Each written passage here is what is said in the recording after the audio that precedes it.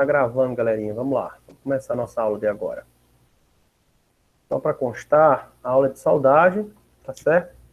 E na aula passada, a gente já viu essa primeira parte aqui, né? A soldagem, processo de soldagem, né? Aí a gente foi até aqui a soldagem arcoelétrica, a gente deu uma noçãozinha, não foi isso? Aí eu queria passar para vocês aqui só na sequência. Isso aqui a gente já viu na aula passada. Processo, equipamentos, transformadores, né? O cabo, todo mundo viu isso aqui. Lembram disso aqui na última aula? Sim, né? Falei aí no microfone aí que eu travei o chat. Sim, eu me lembro. Beleza. Aqui é o alicate porta-eletrodo, aqui é a pinça.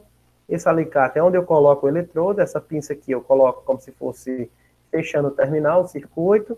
Aqui é a escova de aço, que serve para tirar a escória. Aqui é o picador, que serve para você, às vezes, quando a gente está soldando a escória, fica dura, fica, como é que eu posso dizer, ela não quer sair tão fácil, então você dá umas marteladazinhas aí com o picador, para que dê certo sair. Depois você passa a escova de aço, fica a solda bem bonitinha. A gente já viu falar aqui sobre o revestimento, né, o eletrodo revestido, vocês já conhecem. A gente já viu até aqui a classificação dos nomes, né, com os números e tudo direitinho. E tudo a gente viu na aula passada, por que existe aqui o revestimento, qual é a função dele, né? Existe aqui os 3 tipos de revestimento. Tudo isso aqui foi visto na aula passada. Na aula passada também foi visto aqui como é que se abre o arco, né? Ou abre o arco riscando, né? Por riscamento, por curto-circuito. Ou melhor, por riscamento, né? Riscando fósforo, tipo riscando um fósforo, você vai só puxando. E por curto-circuito, que é dando umas batidazinhas nele aqui, ó, para poder ver se ele abre o arco, né? Para ter estabilidade do arco, como eu disse, o que vai diferenciar vocês aí é vocês mesmos, né? Não tem como ensinar a soldar, vocês precisam aprender a soldar. A gente ensina a técnica, mas vocês aprendem o jeito certo que vocês acham melhor, tá? Só para constar. E aí, qual que é o problema do arco, né? O comprimento, ele é invariável, ele deve ser invariável, só que aí ele fica variável, porque como o revestimento ele vai diminuindo, né? O eletrodo revestido ele vai diminuindo, aí vai aumentando a distância da sua mão para a solda, né? E aí você vai ter que ir baixando a mão para poder dar certo. Se o comprimento for invariável, aí não, aí fica perfeito, né? Se ele for insuficiente, falta penetração. Se ele for demais, aí consome mais energia, perde calor, aumenta o salpico, e assim vai, né? Quanto mais distante for, acontece isso aqui. Quanto mais próximo, falta de penetração, é o que acontece. Então tem que ser na mão ali, mais ou menos interessante. Não sei se eu já passei isso para vocês, mas só para constar, para a primeira a gente tem que limpar a peça. Primeira coisa que a gente faz, limpa a peça. Não sei se eu falei para vocês na última aula, mas quando você compra um material, ele vem com uma espécie de óleo por cima, né? E essa espécie de óleo, ele pode pegar fogo, dependendo da situação. Às vezes ele não pega nem a solda, porque está molhado lá, ele não passa corrente elétrica, né? Então, primeiro tem que fazer uma limpeza, passa um paninho, depois passa a escovazinha de aço para fazer a limpeza, depois faz a montagem de fixação, pré-aquece, faz a soldagem, depois resfria com resfriamento lento. Não é correto resfriar jogando água em cima, não é correto. E aí a gente falou aqui também sobre as posições de soldagem, né, que eu mostrei na aula passada, tá? Tem várias posições. E aí, agora, a gente já falou sobre as juntas, gente? Vocês lembram disso? Na última aula. Microfone aí, por gentileza. A junta em chanfro, em V, acho que a gente já falou sim, lembrei agora. Já, acho que já. Pronto, a gente parou por aqui nas juntas, né? Aí eu queria mostrar para vocês, olhando para cá, se vocês conseguem ver meu mouse, dá para ver meu mouse aqui, ó, tá aqui o nome Influências, né, ó. Estão vendo meu mouse? Sim. Sim. Pronto. O que é que muda Quando, por exemplo, a corrente está alta, olha como é que fica a soldagem, ó. Esse segundo aqui, estão vendo? Quando tá tudo certinho, é para ficar assim, ó, bem bonitinho, estão vendo? Dá para perceber aqui? Quando tá tudo corretozinho, a soldagem fica bem bonitinha. Quando a corrente está alta, a corrente é a amperagem, né? Eu aumento lá a amperagem, fica alto demais, aí ele fica nesse estilo aqui, ó. Ó o tanto de respingo aqui do lado, né? Estão percebendo? Isso aqui é quando a corrente fica alta. Quando eu for soldar com a velocidade rápida demais, aí fica assim, ó. Certo? Reparem que a velocidade, ela depende de você. Não adianta eu dizer assim, tem que soldar a tantos metros por segundo. Não existe, né? Eu tenho que dizer, ó, vai mais devagar. Você vai mais devagar e vai vendo, né? Mas aqui é quando ela fica com a velocidade muito alta. Mas também com a velocidade muito baixa, olha como é que ela fica. Ela fica bem larga, né? Quando a velocidade é alta, ela fica fina. Velocidade baixa, ela fica bem larga. Tá vendo aqui, ó? Bem larga mesmo, né? Quando eu tô com o eletrodo longe, quando o arco está muito longe, está muito longo, vamos dizer assim. Então eu tenho aqui uma soldagem mal feita. Olha só como é que ela fica aqui, ó. Né? Respingos, né? E tal. Então vocês viram aqui, ó, a corrente alta, agora tem aqui a corrente muito baixa. Ele ainda não fica perfeito, como era para ficar no correto, né? Então tá vendo, ó, fica bem pequenininho a solda. Quando eu uso a polaridade errada, olha a situação que fica, né? Complicado. E quando eu colo demais aí o arco, ele vai ficar nesse estilo aqui. Certo? Ok? Aqui são a diferença, né? E tudo isso aí são parâmetros que você vai utilizar.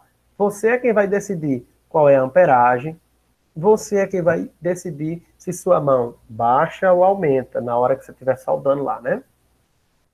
Olha só, para descrever de fato um cordão de solda, como é que funciona aqui, ó. Tem as escamas e tem a cratera, certo?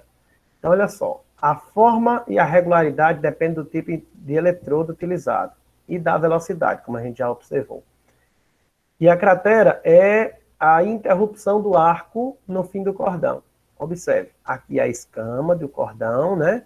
É como eu costumo dizer que você vai fazer assim, ó. Mini sorrisos, né? Você vai pegar o eletrodo aqui, ó. Faz um sorriso. Depois faz outro sorriso para cima. Faz outro sorriso, ó. E vai soldando aqui, ó. Tipo costurando. Estão vendo, ó? Esse aqui é o passo que vocês devem fazer na solda. Estão vendo meu mouse, né? Eu acredito. Então, vocês vão fazendo aqui, ó.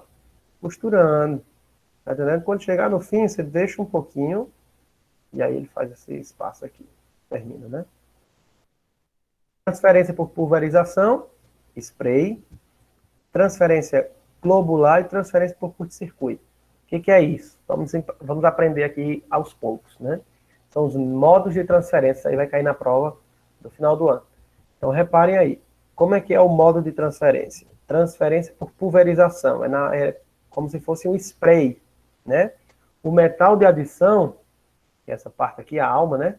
Ele se transfere sob a forma de finas gotinhas com altíssima velocidade. As gotinhas vão caindo aqui e vai ficando no espaço, né? O revestimento ele serve para segurar aqui, para não respingar, né? Quanto mais próximo, maior o revestimento vai fazendo efeito, né? Esse é o estilo spray. A alma, né? A alma, que é o metal de adição aqui, ele vai saindo em gotinhas fininhas, pequenininhas, né? Com altíssima velocidade. Para a transferência globular, né? O nome já está quase dizendo, o metal de adição se transfere sobre a forma de grande gota, né? A velocidade nesse caso tem que ser menor do que na transferência de pulverização. Então, vem as gotonas e vão caindo sobre o metal de base, certo? E por curto-circuito, observe aqui, ó, as gotas do metal liquefeito na ponta do eletrodo crescem até entrar em contato com a poça de fusão. Quando, então, se processa a transferência? Ele vai aumentando, aumentando, aumentando, isso é tudo muito rápido, né? Vai, fica quase uma gota, aí ele gruda aqui e aí ele se solta sozinho, né? Ó, ficando assim, essa transferência por curto-circuito. Então, são 3 tipos de transferência na soldagem por eletrodo revestido. Transferência por pulverização, ou considerada também transferência por spray, transferência globular e transferência por curto-circuito. Ok, né? Aí eu queria mostrar para vocês, por último aqui, para finalizar essa primeira parte, a soldagem com eletrodo revestido, as falhas comuns, né? Observe, uma das falhas comuns é a falta de penetração. Como é a falta de penetração? A solda fica superficial, fica só por cima. Então, a qualquer coisinha, ela pode já quebrar, porque ela está só por cima, ela não teve a fusão aqui, ó. Entendeu?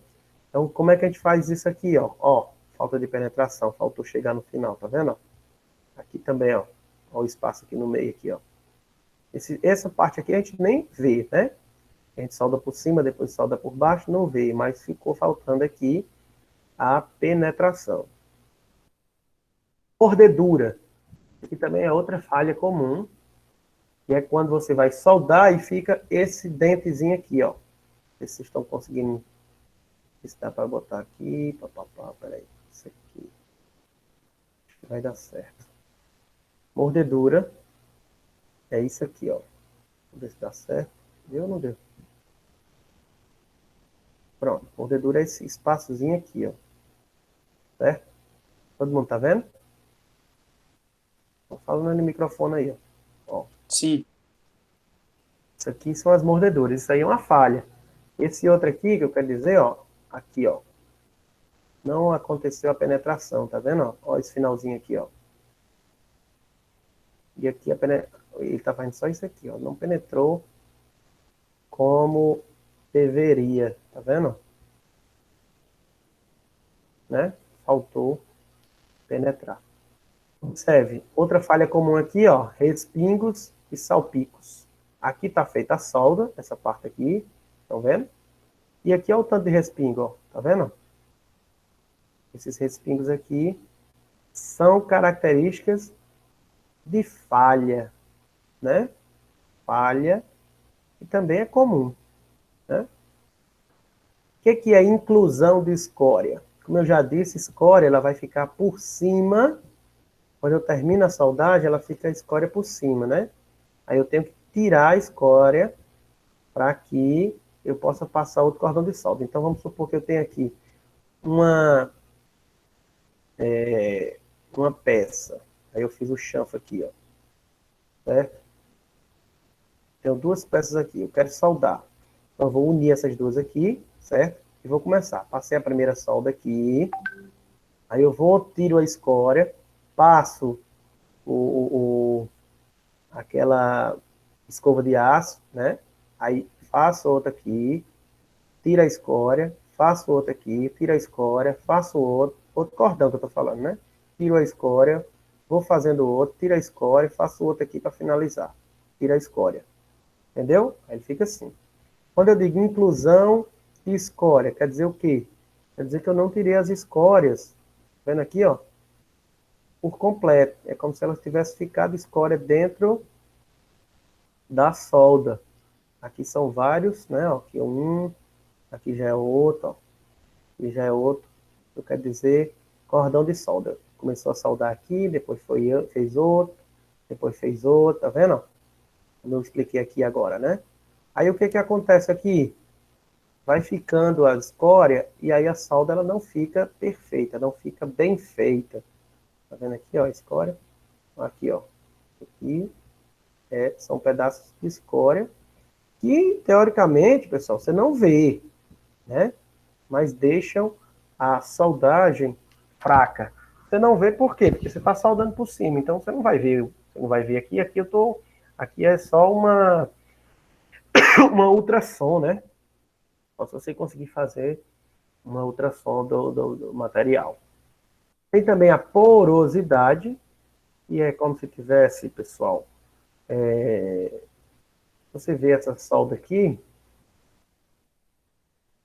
e aquela foto. essa solda aqui, ó, ela é bem, né, bem arrumadinha, bem bonitinha. Ela não é porosa, ela é bem lisinha. Porosidade é quando ela tá cheia de arranhão, parece, uma coisa arranhando, né? Certo? Ó, nesse estilo aqui, ó. Aí aqui, ó, uma trinca, olha aí, ó. Aconteceu uma trinca na solda. Ó a trinca aqui, ó. Né? Ó aqui de novo, ó. Então, trincas e porosidade também são falhas comuns. Vamos só ver aqui: falta de penetração, mordedura, respingo, salpicos, que é a mesma coisa, inclusão de escória, porosidade e trinca. Tudo isso aí é falha comum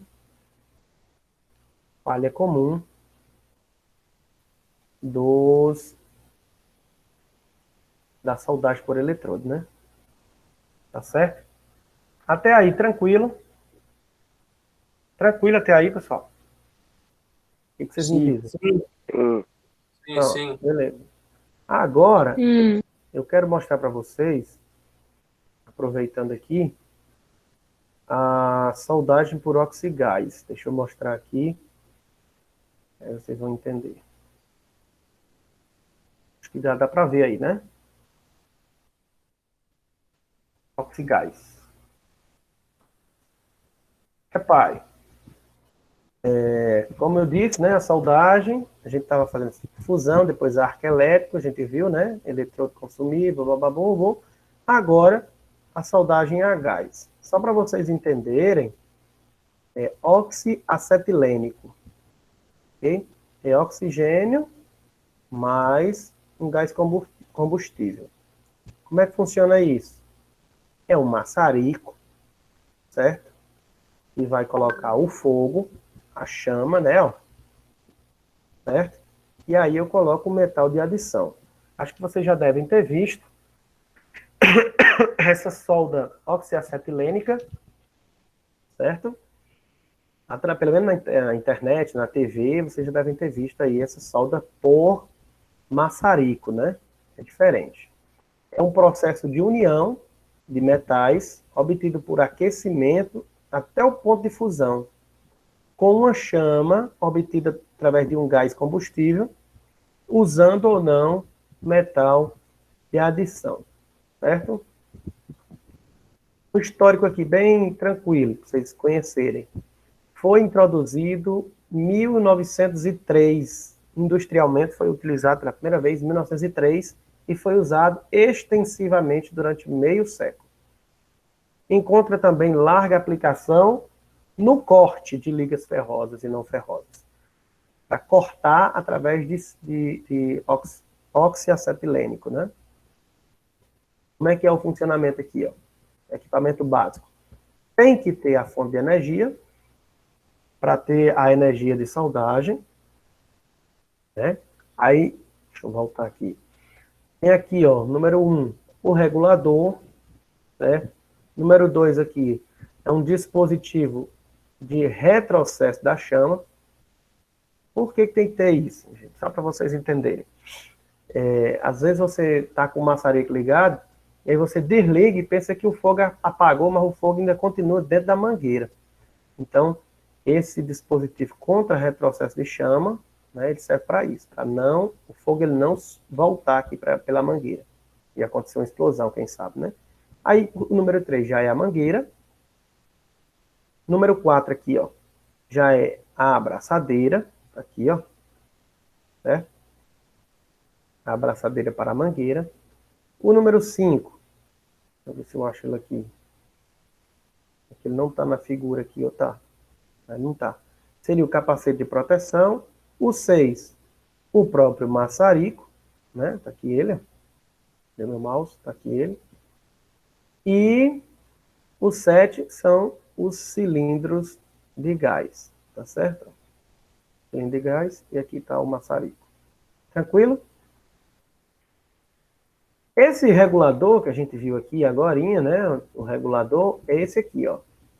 Tem um manômetro de baixa pressão e tem um manômetro de alta pressão. Para medir o quê? A pressão que vai sair aquele gás, né? E aqui eu consigo regular, certo? Esse regulador, de pressão são válvulas utilizadas para reduzir a alta dos cilindros até a pressão de trabalho. Então, eu vou colocar na pressão desejada, que normalmente é 4 kg força por centímetro quadrado. Até 4 kg força por centímetro quadrado. Isso do oxigênio. Do acetileno é 0,5 kg força por centímetro quadrado. Só para vocês verem aqui, eu vou voltar aqui, ó. Oxiacetilênico, eu vou ter um cilindro de gás de oxigênio, um cilindro de gás de acetileno, certo? Então, eu vou misturar os dois. Olha, a soldagem oxiacetileno tem os dispositivos de segurança que eu já falei para vocês, né? É a válvula de retenção, permite a passagem do gás apenas num sentido, né? Vocês já viram pneumática, sabe que também tem isso lá na válvula de retenção da pneumática, da hidráulica. Com certeza vocês devem ter visto isso. E tem também a válvula corta-fogo, que impede a propagação do fogo pelo retrocesso da chama. Às vezes você vai fechando a chama, fechando o dispositivozinho aqui, o regulador, né? Você vai fechando ele aqui, ó. Vai fechando, vai fechando, vai fechando. Se você fechar de uma vez, tudo bem, mas fechar aos poucos, o que que acontece? O fogo vai entrando pela mangueira, e se não tiver essa válvula corta-fogo, ela pode, nesse caso aí, fazer um incêndio, né? Quebrar tudo aí. Aí tem as mangueiras. São utilizadas para transportar os gases do cilindro até o maçarico, né? Eu tenho aqui o tubo interno, que é o conduto de gás, tem a carcaça, né? Essa daqui, e tem uma cobertura com o revestimento protetor da carcaça. Ok? Claro, por que tem duas mangueiras? Porque, como eu disse, são dois cilindros. O verde para o oxigênio, o vermelho para o acetileno. Ok? Aqui são só as abraçadeiras, né? Isso aqui todo mundo conhece. Através de chave de fenda, quanto mais eu aperto aqui, mais aperto aqui. Certo? É utilizada para promover a fixação das mangueiras. E o capacete de proteção do cilindro, aqui, ó. Lá não tinha, né? Ele só protege aqui para não baterem nele, né? Para não bater nessa parte do cilindro aqui, na válvula do cilindro. E aí, aqui agora é o maçarico, ó. Bem simplesinho, sua função é promover a mistura dos gases. Vem os dois gases aqui, ó. Um por aqui, outro por aqui, ó, certo? E aí eles vão sair juntos aqui, tá? Tem o maçarico de corte, utilizado no corte de metais, que é esse aqui, ó. Ele é fininho na ponta. Aí tem o maçarico misturador, né, que ele só serve para isso mesmo, para misturar. Ó, vai entrar aqui duas mangueiras, tá vendo? Ó, entra a primeira mangueira, a segunda mangueira. Eles vão se misturar aqui e vai sair lá no final, usado para soldagem. Esse tipo primeiro aqui, o maçarico de corte, ele é para cortar o material. Esse aqui é para o maçarico misturador, é para soldagem.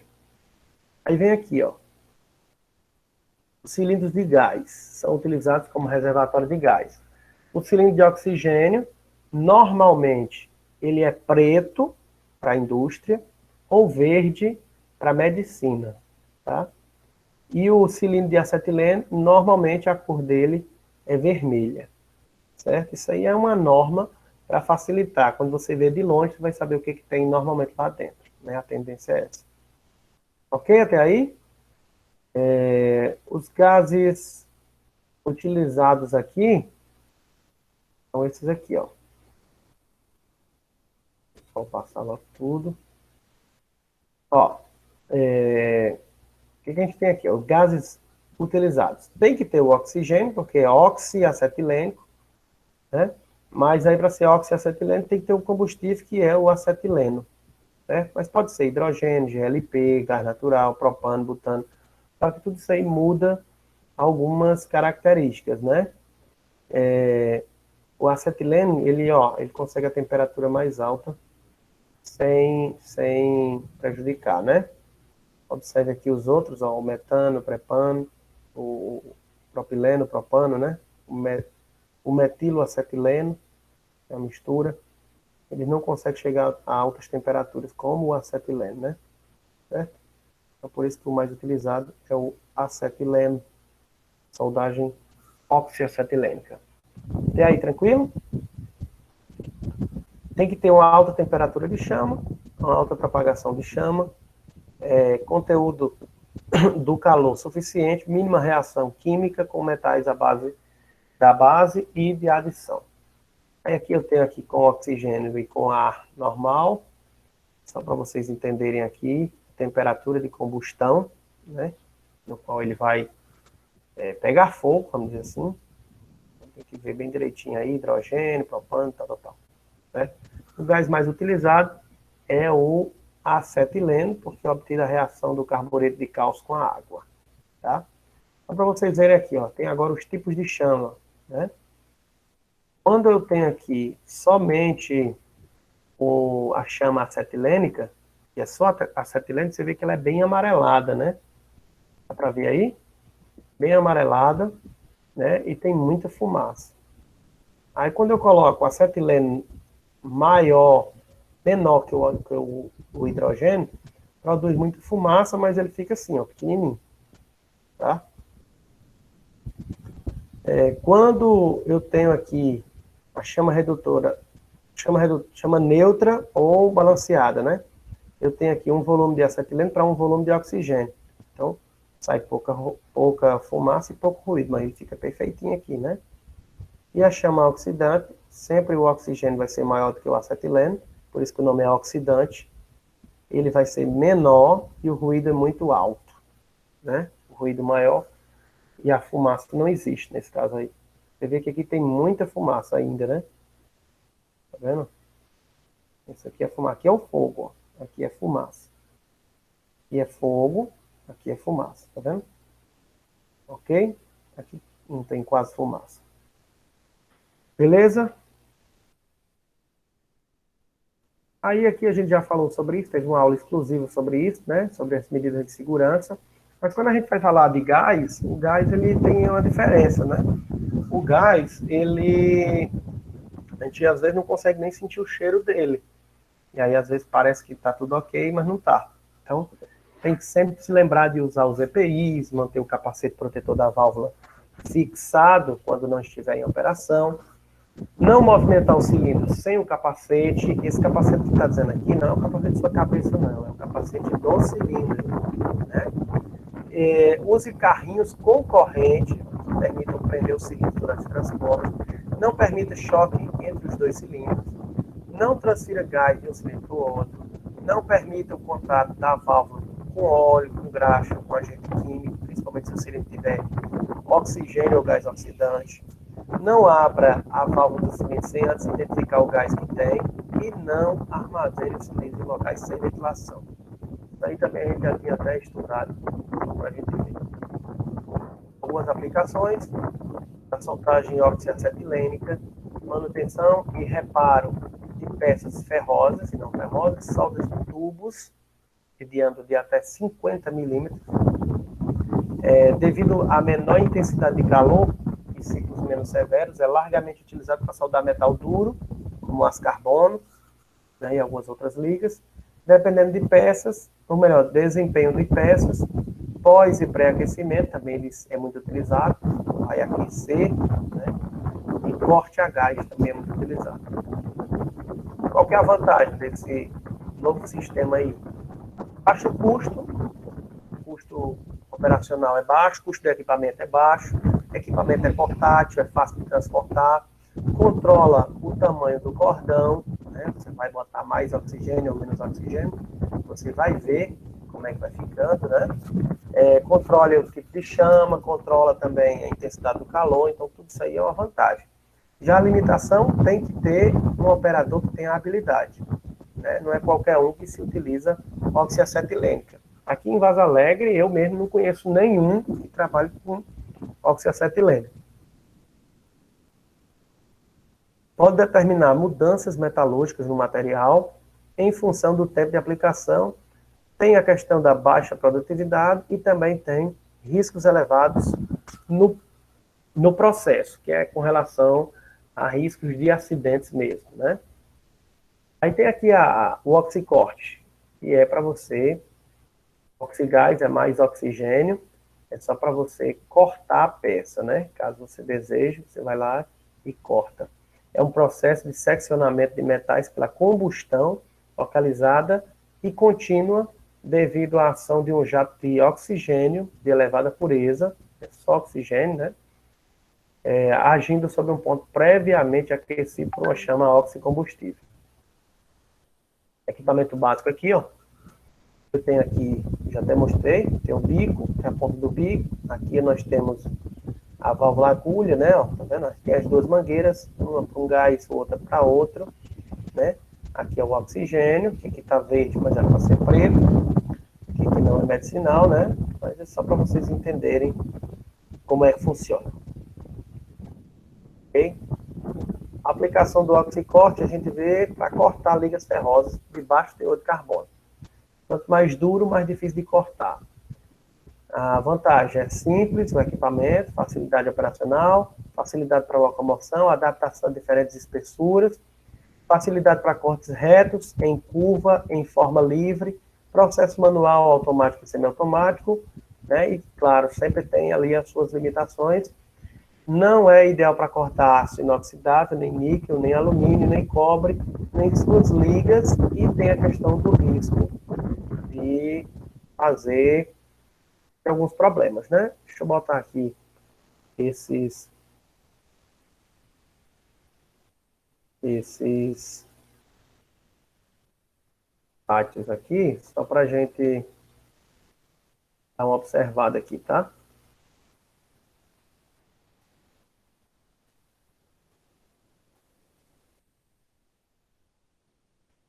Pra vocês compreenderem aí como é que é o funcionamento. Até aí, tranquilo? Do Oxigás? Tá, Mac. Beleza. Deixa eu ligar aqui, ver se consigo mostrar aqui o Oxicorte. É o bom e velho Telecurso 2000, talvez vocês já tenham ouvido falar, né? Bem rapidinho aqui. Era bom ver esses telecursos. Era. Segura o sucesso aí que eu vou mostrar para vocês aqui.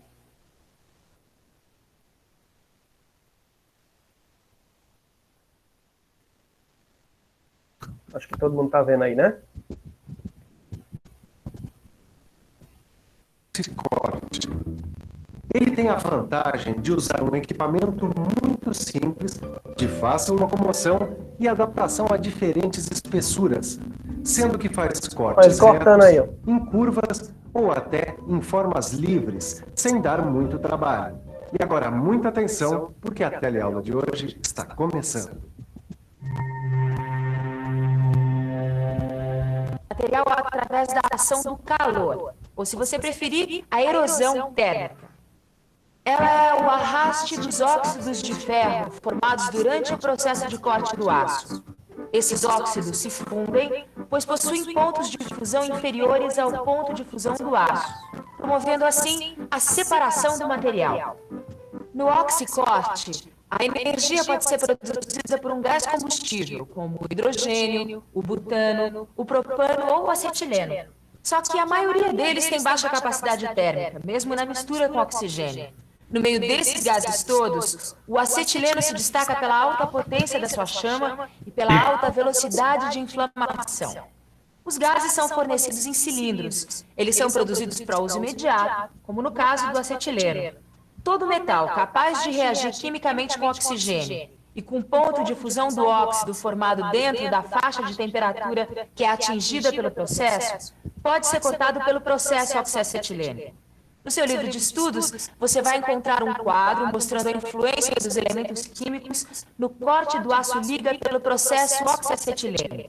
Agora, se antes você quer saber o que é a chama oxiacetilênica, então fique por dentro.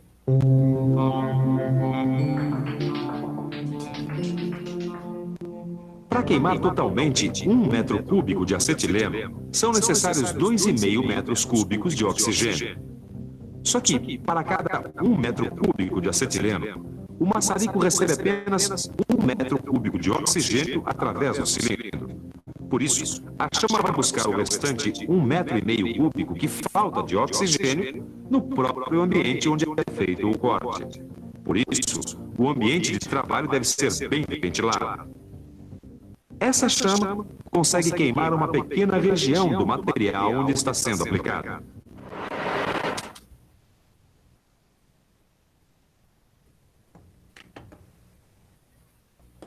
Para fazer um bom oxicorte, o equipamento básico usado é formado por esse cilindro de oxigênio e esse de acetileno, com reguladores específicos para esses gases. Agora, é muito importante que esta válvula corta-chamas seja sempre usada. Repare que ela é montada entre o regulador e a mangueira. Essa válvula é um equipamento de segurança muito barato, principalmente se compararmos com mangueiras e manômetros destruídos ou, o que é pior, com acidentes mais graves como explosões e cilindros inutilizados. Além da válvula corta-chamas, é importante montar essas válvulas contra-fluxo. Elas são montadas aqui, entre o maçarico e as mangueiras. Apesar dessas válvulas não deterem as chamas retrocedentes, elas impedem a entrada de um gás na mangueira do outro. E repare que as mangueiras utilizadas para conduzir os gases são de cores diferentes. Esta verde, ou preta, é usada para o oxigênio, enquanto que a vermelha é usada para o acetileno. Tranquilo até aí, pessoal? Tranquilo, deu tudo certo. Vocês conseguiram captar aí. Eu vou botar esse outro aqui, só para vocês verem a questão do oxiacetilênico. Ele vai fundir, né? Vou mostrar para vocês aqui rapidinho.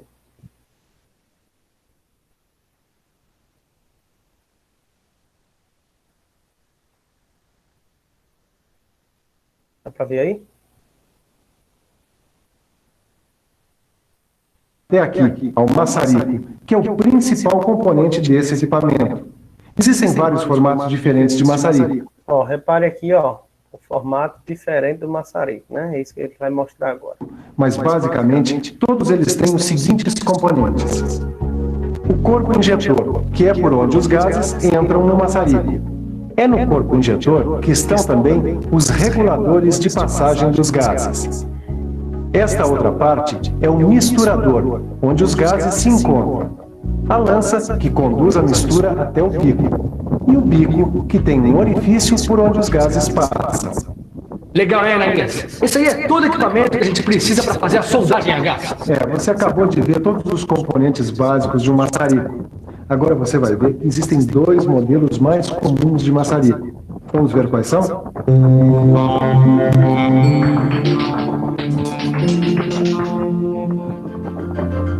Existem basicamente dois modelos de maçarico, cada um deles projetado para operações específicas. Este é o maçarico injetor de baixa pressão de acetileno. Este outro é o maçarico misturador. Eles são parecidos, mas não são iguais. A diferença é que o maçarico de baixa pressão é mais simples. Nele, a mistura de gases é constante. Já no maçarico misturador, a gente consegue controlar a proporção da mistura dos gases. Viu como é, Caio? O equipamento para soldagem a gás é relativamente simples. Agora, o que você não pode esquecer é do equipamento de segurança. Lembre-se que a chama atinge temperaturas altíssimas. Por isso, são necessários óculos e roupas adequadas para evitar acidentes, né? Todo cuidado é pouco. O equipamento de soldagem a gás é usado também em operações como dobramento, desempenho, brasagem, etc. Na indústria, esse tipo de soldagem é mais usado em serviços de manutenção do que propriamente na linha de produção. E nem por isso deixa de ser um método importante de soldagem. Mas afinal, que gás é esse? Você tem razão em ficar curioso, afinal o gás usado é tão importante quanto o resto do equipamento. Aliás, nem é um gás, mas a mistura de dois gases. Um deles é sempre o oxigênio, que normalmente vem armazenado em cilindros pretos. O oxigênio é usado puro e ele é responsável pela aceleração das reações no momento da solda e também pelo aumento de temperatura da chama. O outro gás pode ser o hidrogênio, o propano, o metano, o gás natural e o acetileno. Aliás, o acetileno, este último, é o mais usado, pois ele propicia uma chama de alta temperatura e de grande velocidade de propagação, características muito importantes para uma soldagem de qualidade. Dependendo da mistura, a gente consegue diferentes tipos de chama para diferentes aplicações. Essa chama que você está vendo é uma chama redutora. Ela tem maior quantidade de acetileno do que de oxigênio e é usada para soldar ferro fundido, chumbo, alumínio e ligas de zinco. Esta outra é a chama neutra. Ela tem uma parte de acetileno, uma parte de oxigênio puro e uma parte e meia de oxigênio do ar. Repare bem que ela apresenta esse dado brilhante. Essa chama é usada na soldagem de todos os tipos de aço. E esta é a chama oxidante. Ela serve para soldar aço galvanizado, latão e bronze. A chama oxidante tem mais oxigênio que acetileno. Como você viu, o gás mais comumente usado junto com o oxigênio é o acetileno. Tanto é que a soldagem oxigás também recebe o nome de soldagem oxiacetilênica.